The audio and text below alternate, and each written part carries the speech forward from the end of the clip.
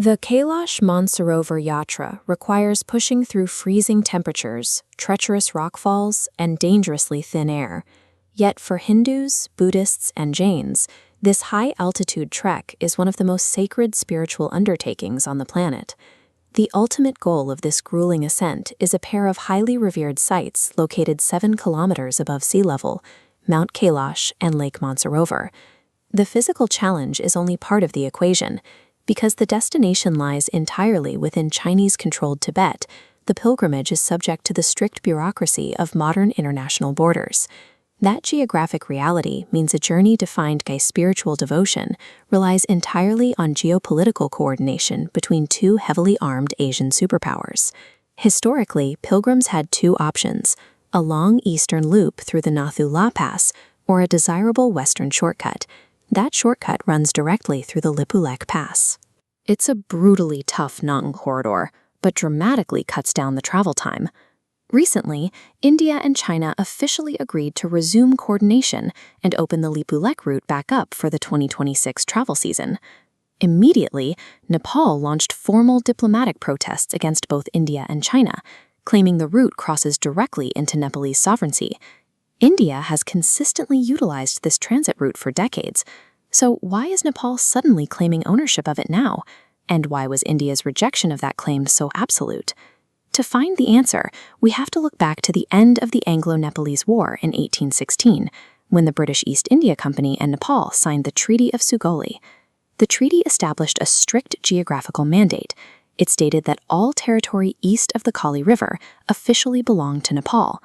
But the British treaty writers made a massive cartographic oversight. They forgot to define the exact geographic source of the Kali River. Mountain rivers do not start at a single, neat coordinate. They form from multiple merging tributaries. Without a defined starting point, the true border remains completely ambiguous. By leaving a single coordinate out of a document in 1816, a colonial empire planted a dangerous geopolitical time bomb. Nepal interprets the Sugauli Treaty by pointing to the far western Limpia-Dura tributary as the definitive start of the Kali River. Under that interpretation, a massive triangle of land that includes Kalapani and the highly strategic Lipulekh Pass falls squarely inside Nepalese territory. India argues the exact opposite. They maintain the river originates much further east, specifically at Kalapani. Draw the line from there, and the Lipulekh Pass falls safely outside of Nepal's borders, keeping it firmly under Indian jurisdiction. India inherited this specific border alignment straight from British maps drawn in the 1860s. The Indian government solidified the status quo in 1954 under Prime Minister Jawaharlal Nehru, recognizing the Lipulekh route in a trade agreement with China.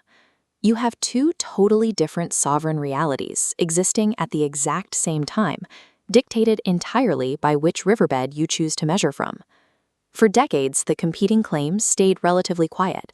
Then, in 2020, to ease the grueling trek for pilgrims, India laid down a permanent road right up to the Lipulekh Pass.